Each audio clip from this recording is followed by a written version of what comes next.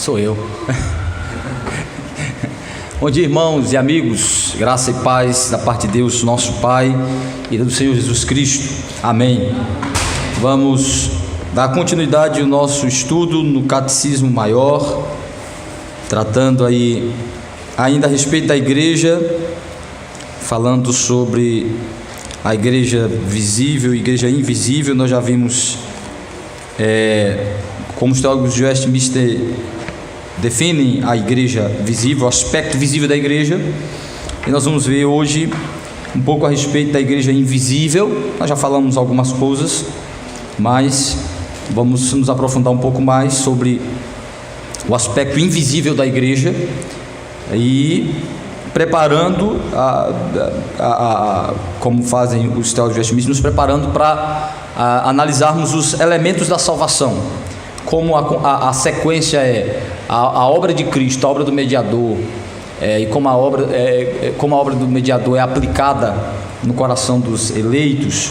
Eles então vão nos apresentar quais são os elementos da salvação, né?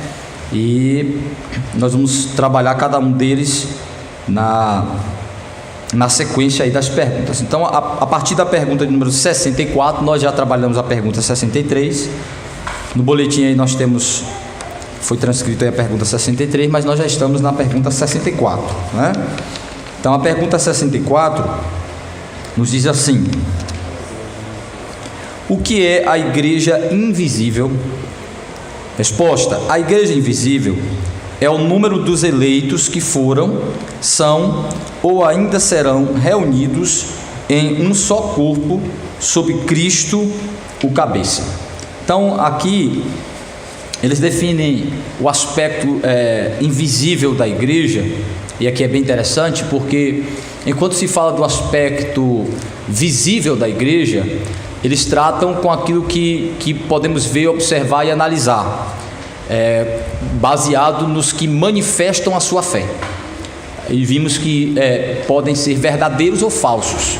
Então, tratando daquilo que se vê da igreja, né, que é a igreja visível, nós já vimos então que essa igreja visível, que se organiza como instituição do Senhor, criada por Deus para o ajuntamento, para a comunhão dos santos, para desfrutar dos benefícios conquistados por Cristo para esse ajuntamento, o aspecto invisível desta igreja, ela tem algumas coisas interessantes. Primeiro, o fato de que a igreja, na sua essência, na sua realidade, é composta apenas pelos eleitos.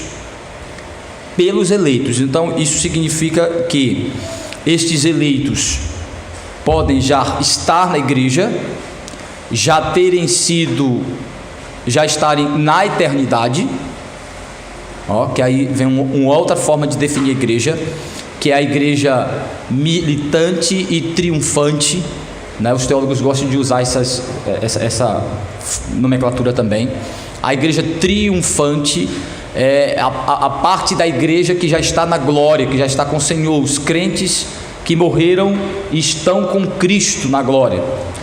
Os teólogos chamam esta parte da igreja, esse aspecto da igreja, de igreja triunfante. Por que triunfante? Porque baseado exatamente naquilo que Paulo diz: encerrei a carreira, completei a carreira, não sei como é, completei o quê? Não lembro mais.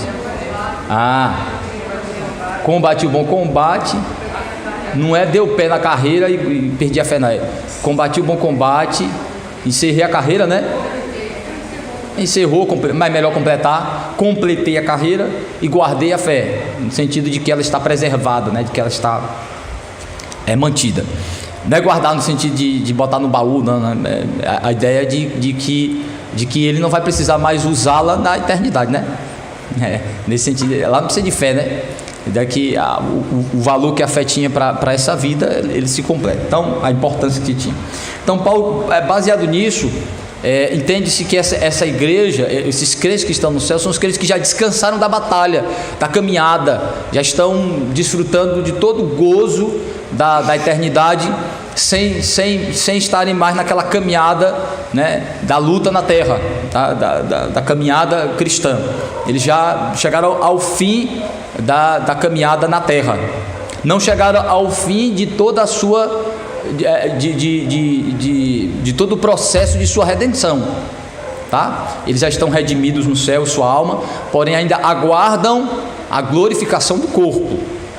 Então eles ainda não experimentaram o estágio final da redenção, mas eles já experimentam a perfeição da alma, que os permite desfrutar da glória celestial sem qualquer dor, sofrimento ou empecilho.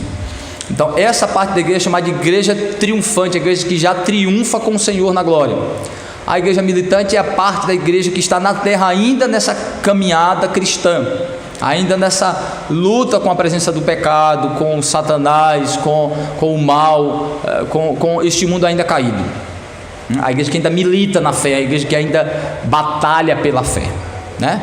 Então, partindo desse princípio, a igreja invisível, que é composta tanto pelos que já triunfaram como pelos que ainda militam, esta parte, este aspecto da igreja, ela trata da totalidade dos eleitos.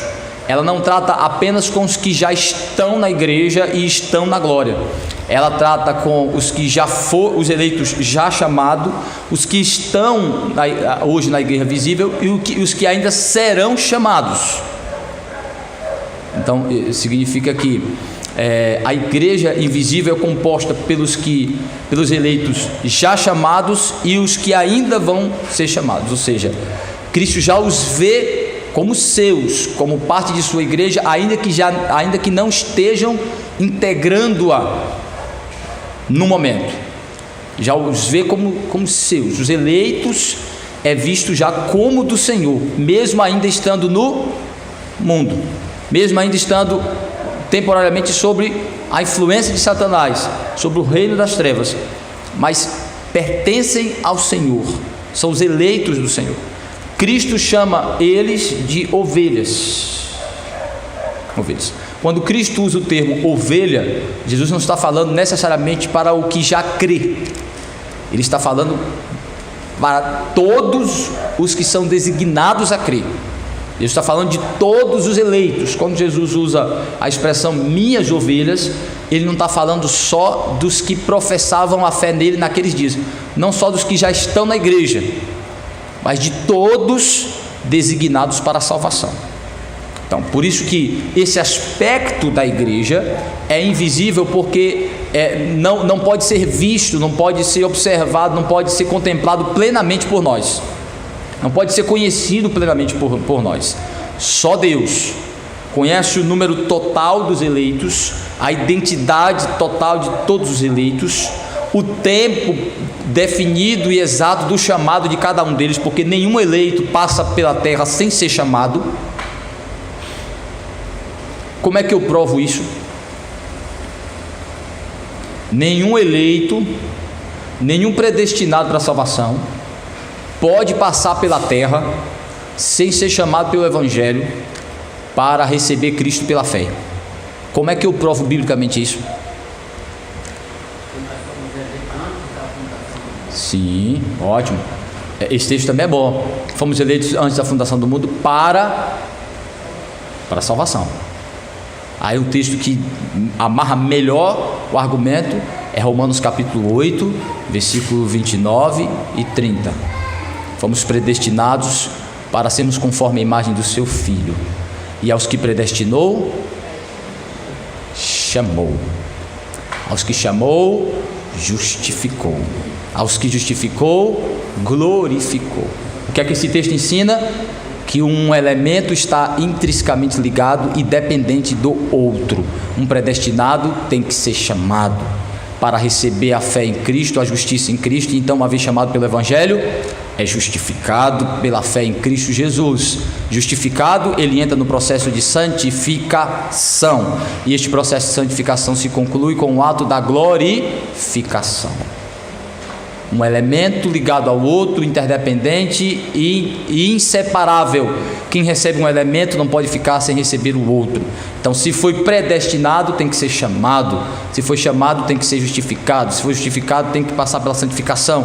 Se passa pela santificação, vai ser glorificado. Por isso que ninguém fica pelo caminho, por isso que ninguém perde salvação, Por isso que, por quê? Porque Deus que predestinou é o Deus que glorifica.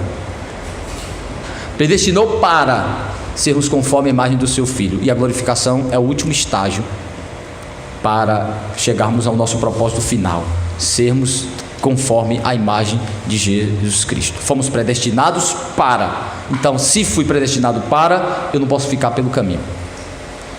Entenderam aí como é fácil quebrar o argumento de que pode perder salvação, de que depende do homem? Não, isso é fácil. Mostra esses versículos, a obra do início ao fim dependendo de Deus e sendo garantida que uma coisa precisa necessariamente estar ligada à outra. Nenhum predestinado fica sem ser chamado. Nenhum chamado é chamado sem ser predestinado.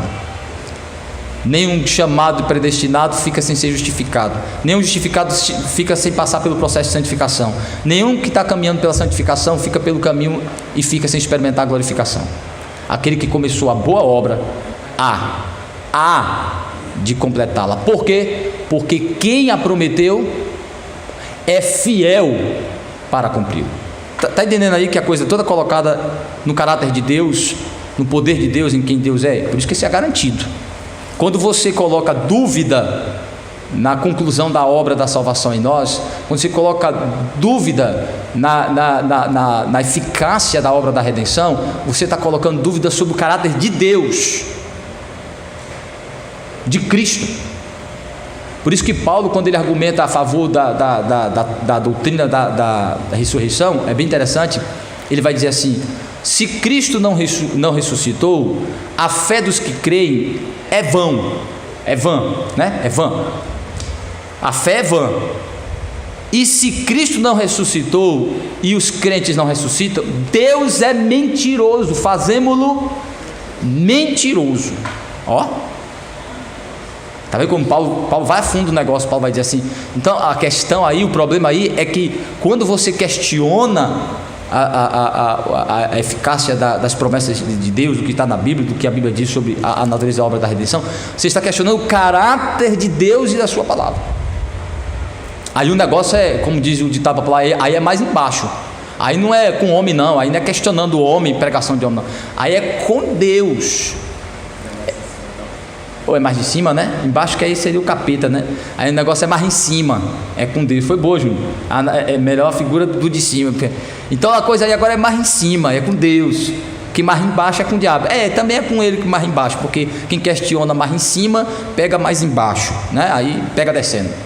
Então, o ponto é, a igreja invisível, ela é o aspecto da igreja que diz respeito ao conhecimento pleno apenas de Deus sobre essa questão da salvação, que são as particularidades da igreja, dos eleitos em sua totalidade. Vamos ver aí então os textos que nos ajudam a compreender esta afirmação de que a igreja invisível, ela é o termo que se designa o número final completo de todos os eleitos, os que já foram, são ou ainda serão reunidos em um só corpo sob Cristo, que é o cabeça. Tá? Todos os eleitos, os que já partiram para a eternidade, os que hoje estão na igreja e os que ainda vão ser chamados para a igreja. O Senhor sabe o número completo, fechado dos eleitos e quem são eles. Estes é que formam a igreja invisível do Senhor. Então vamos lá. Evangelho de João, no capítulo 10, versículo 16. Alguém abre e leia, por favor. Ainda não tenho outras ovelhas, não deste aprisco. A mim me convém conduzi-las. Elas ouvirão a minha voz, então haverá um rebanho e um pastor.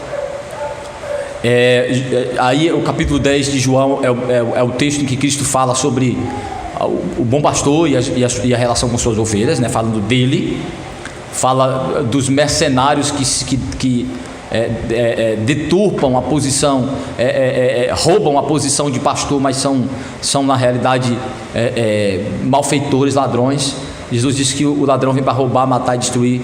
As pessoas dizem que aí é Satanás, aí não é necessariamente Satanás, apesar de que Satanás rouba, mata, engana, mas aí Cristo está falando dos falsos pastores, dos falsos líderes em Israel, dos que, em vez de proteger e conduzir as ovelhas ao bom aprisco, são extorquidores das ovelhas, são aproveitadores, são manipuladores, são aproveitadores, aqueles que estão sugando as ovelhas, manipulando as ovelhas, comendo a lã e a carne das ovelhas.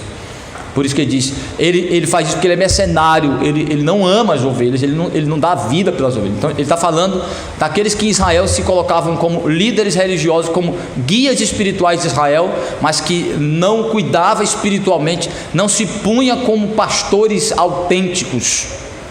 Cristo diz, eu sou o autêntico pastor de Israel, porque eu dou a vida pelas minhas ovelhas, pelas ovelhas que o Pai me deu.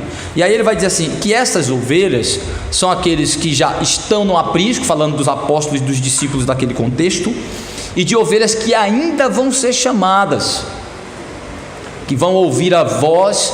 Então por isso que aí ele não está falando necessariamente do crente, não exclusivamente do crente, mas de todo eleito,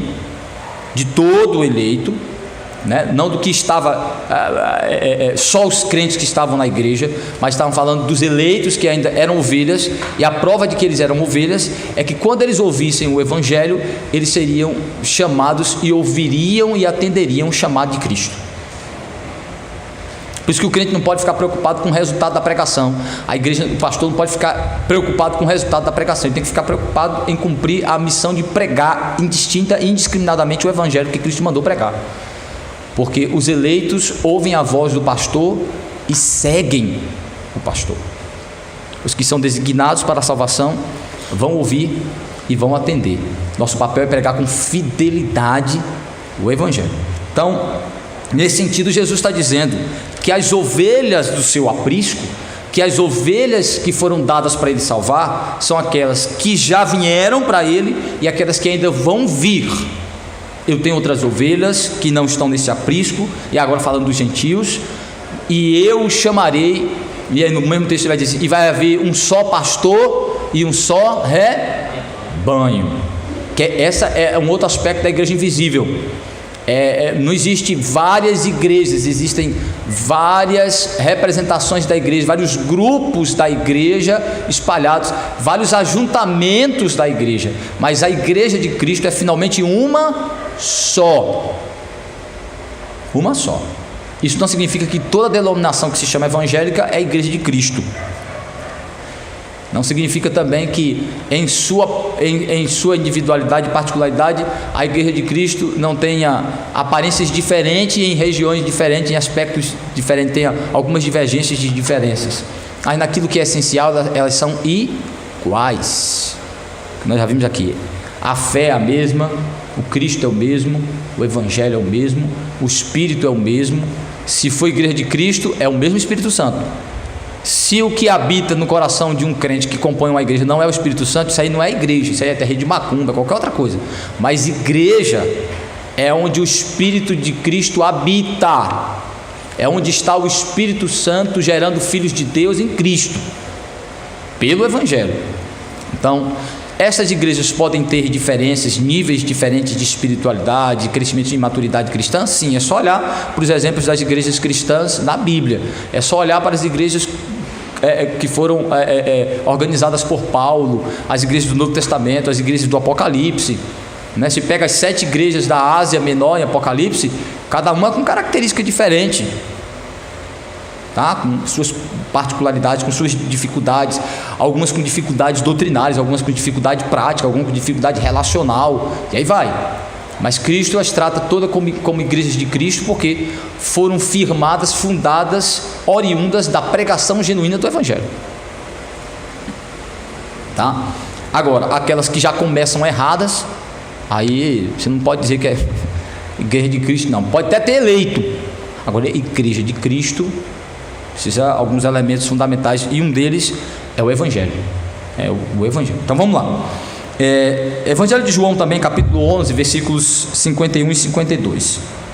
Outro irmão abra Atos 18, 9 e 10 e Efésios 1, 22 e 23. João 11, 51 e 52. Ora, ele não disse isto de si mesmo, mas sendo sumo sacerdote naquele ano, profetizou que Jesus estava para morrer pela nação, e não somente pela nação, mas também para reunir em um só corpo os filhos de Deus que andam dispersos. Esse texto é fantástico, né? Que ele vai dizer assim: olha, a promessa de Cristo morrer, de ser o Redentor, não é exclusiva para Israel, não é só a redenção da nação de Israel, não é só redentor dos judeus, ele é redentor dos filhos de Deus, dentre os judeus e também gentios, que vai dizer assim, os que estão aqui e os que estão pelo mundo, estão afora aí, estão espalhados pelo mundo, os filhos de Deus estão espalhados pelo mundo. Aí ele está falando dos eleitos, os predestinados, os que pertencem a Deus, mas ainda não foram chamados pelo Evangelho, mas são de Deus, mas são designados para pertencer ao Senhor, que no seu tempo se manifestarão, né? Então ele vai dizer assim, foi por esses que Cristo morreu, pelos eleitos, pelos filhos de Deus, de Israel e fora de Israel, né? No seu tempo serão acolhidos para formar um só povo de Deus. Um só povo. Esse é um dos textos que prova que o Israel de Deus é um Israel espiritual, não é um Israel étnico, não se restringe a uma etnia, se inicia com uma etnia, mas não se restringe a uma etnia, né? Começa com uma etnia para atingir todas as outras etnias da terra. Então é isso que ele está falando, esse aspecto plural, étnico da igreja de Cristo. Atos 18, versículos 9 e 10, Paulo já está em sua viagem missionária, conduzido, orientado pelo Espírito Santo quanto à sua pregação, ao seu ministério. E aí aqui, quando ele chega em uma determinada cidade, o Senhor fala algo muito interessante para ele, que corrobora com essa argumentação de que a igreja invisível é composta pelo número total dos eleitos, chamados e os que ainda serão chamados. Vejam aí.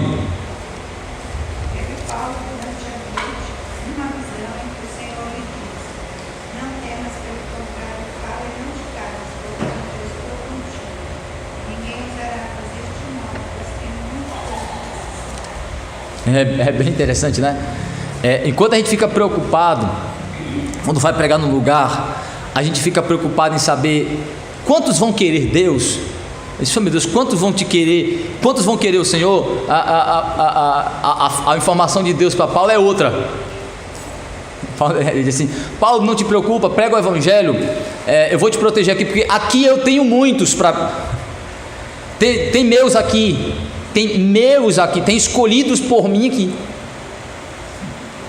Então, quando a gente for pregar o Evangelho, for para a região, a gente orar, em vez de dizer assim: Senhor, mostra quantos vão te querer, Senhor, quem vai te querer? Não, Senhor, mostra quem são os teus, chama os teus, revela os teus, acolhe os teus no teu aprisco, que tua palavra alcance teus eleitos e aqueles que o Senhor quer para o propósito que quiser.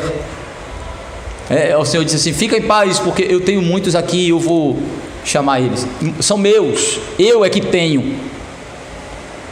A preocupação não é se os homens vão querer Deus, a preocupação é quem Deus vai querer, quem é que Deus quer. A preocupação, o questionamento não é se os homens vão escolher a Deus, é se Deus escolheu os homens. Quem são os homens que Deus escolheu? Quem faz a escolha final não é o homem, é Deus. É Deus. Então é isso aí que ele está dizendo.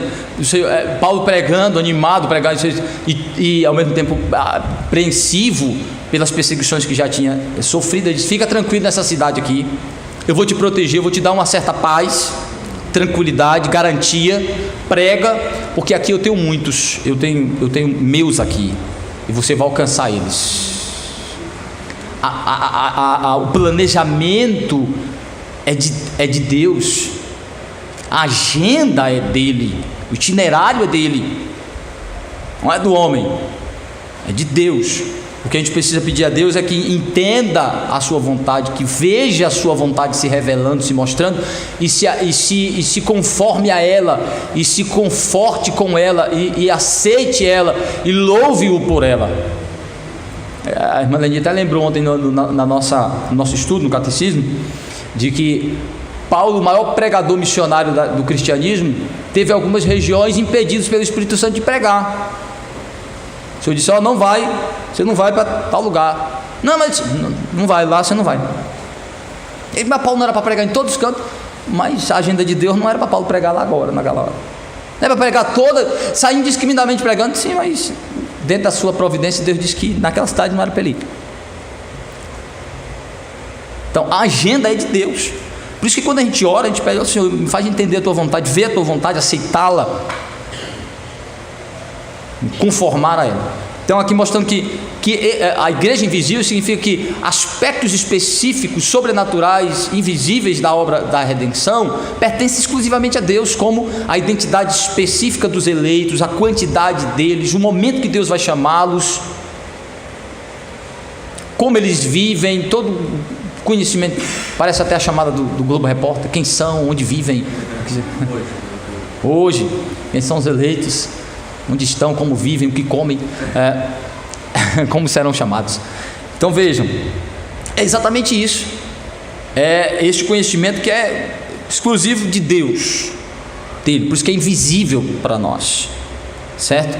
Mas que não deve ser a nossa preocupação. Eu tenho que saber quem são os eleitos, eu tenho que conhecer todo mundo, não, sua preocupação é ser o instrumento que Deus ordenou para pregar, e o alcance e a eficácia depende dele, certo? Porque a igreja invisível é de conhecimento pleno de Deus, pleno dele. Aí vejam aí, Efésios 1, 22 e 23.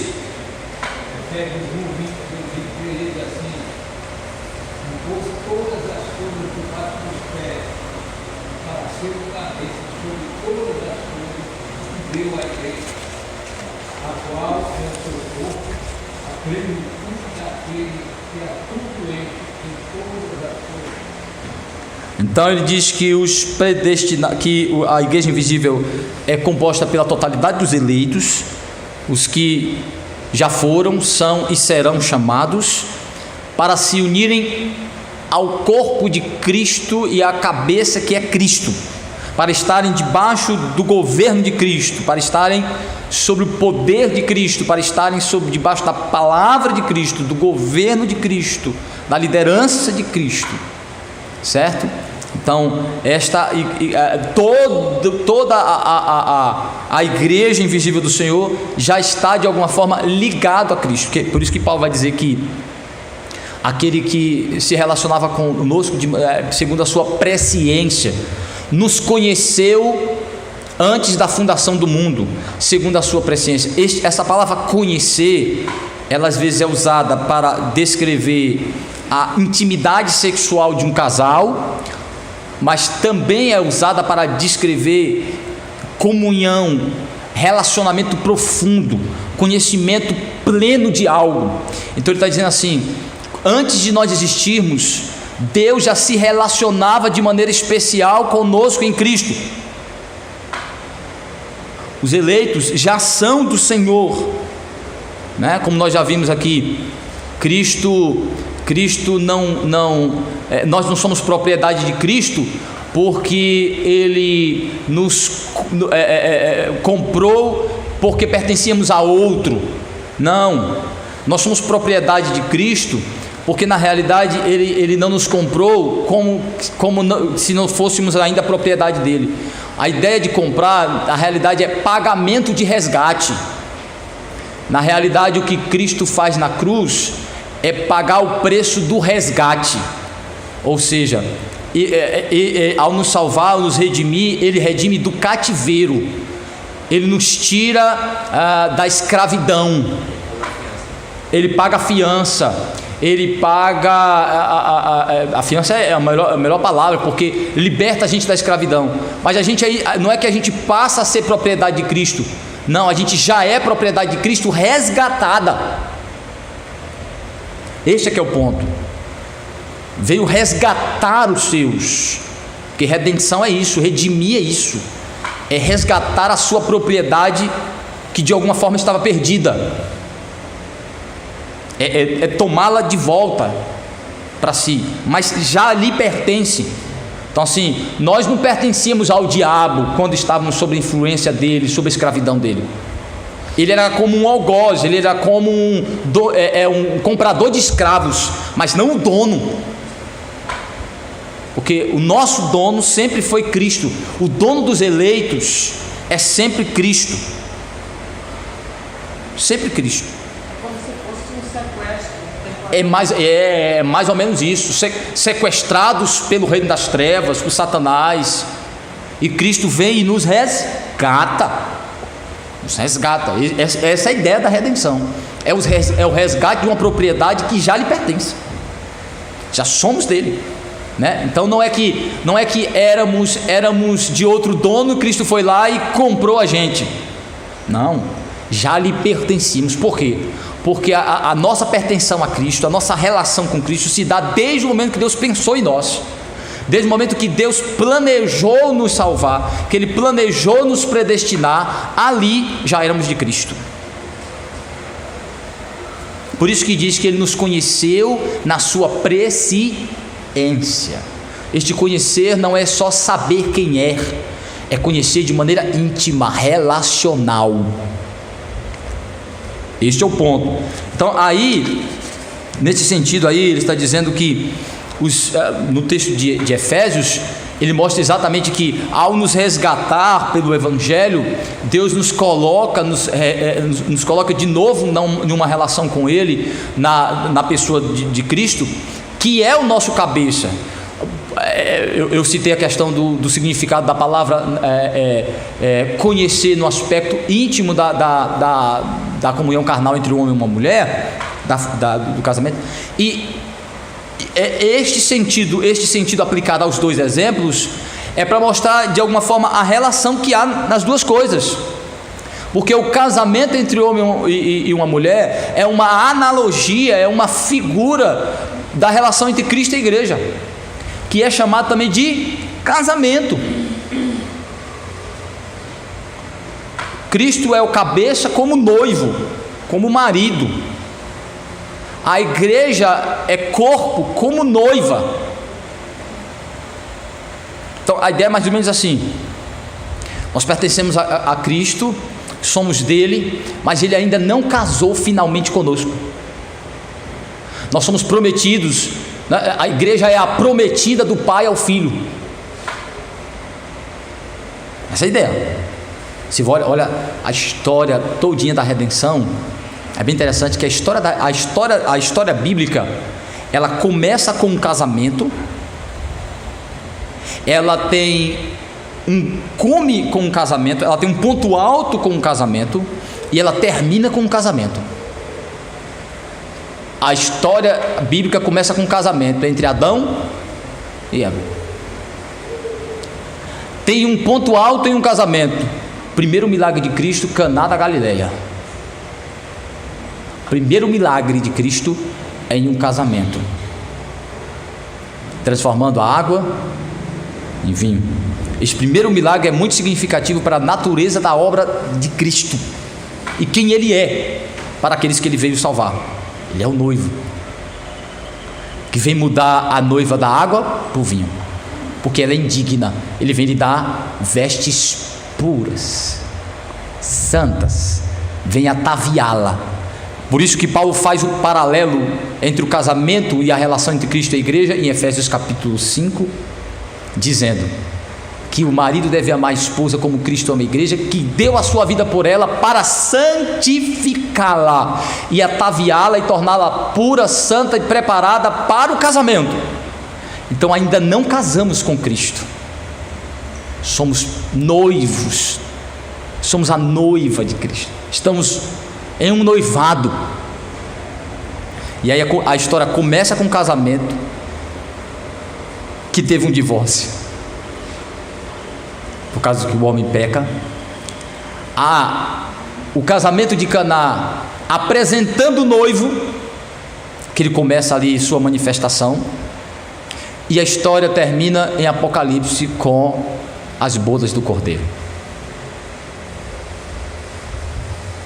A história é um casamento. Esse casamento é entre Deus e a sua criação através do seu filho. Então aí você percebe que a ideia de conhecer é que ele já sabe quem é porque foi prometido, já se relacionava, já amava esta noiva e veio para prepará-la através de sua obra da redenção, e ele já está pronto, ele já está vestido em sua glória, ele já está preparado, já fez a sua obra, já pagou o dote, já fez tudo que era necessário, porque é ele que paga o dote, porque ele dá a sua vida. Ele já deu tudo que é necessário, mas está preparando a noiva, está esperando a noiva se vestir finalmente. Por isso que a descrição lá é que a igreja é como uma noiva ataviada de vestes brancas e puras para o seu noivo, terminando assim a obra da redenção. Então aí teremos o casamento final. Por que aí é o casamento de fato, de verdade? Porque aí agora é a nossa comunhão final plena e de maneira que não pode ser desfeita. O casamento final com o Senhor em Cristo, a união final completa, onde não pode mais haver divórcio nem adultério. Não somos mais capazes de trair o nosso noivo, e nem ele nos abandonar. Casamento final, completo, pleno. Então nós estamos nesta, mas ele, veja aí o ponto, ainda que ela não esteja pronta, ele já conhece, se relaciona e a ama. E a ama. E é ele quem está preparando ela. Então neste ponto, este é o aspecto invisível da igreja, do conhecimento de Cristo, e como Cristo já se relaciona com aqueles que ele conhece em seu conhecimento soberano, pleno, absoluto. Então, pensando nisso, a pergunta 65 então diz assim: quais são os benefícios especiais que desfrutam por meio de Cristo os membros da igreja invisível? Né? Já vimos os privilégios da igreja, do aspecto visível da igreja e da igreja invisível. Resposta: os membros da igreja invisível desfrutam por meio de Cristo da união e da comunhão com ele em graça e glória. Significa que somente os eleitos têm uma comunhão plena, absoluta, real com Cristo. Judas, como membro da igreja visível, tinha uma relativa comunhão com Cristo, tinha um relacionamento com Cristo, mas não no seu sentido pleno, espiritual, sobrenatural e real. Ele não tinha um coração com Cristo. Ele estava com Cristo, mas Cristo não estava nele. Ele caminhava com Cristo, mas Cristo não caminhava com ele em seu coração. E Jesus disse isso: vocês já estão lavados, mas tem um que está sujo, que não tem parte comigo, que era Judas. Ele fala isso na lavagem dos pés dos discípulos na noite em que ele foi traído, né? Na noite da ceia. Então vejam aí, qual é o privilégio? Primeiro, o maior e mais importante dos privilégios é a comunhão que nós temos, o tipo de comunhão, de relacionamento que a igreja tem com Cristo.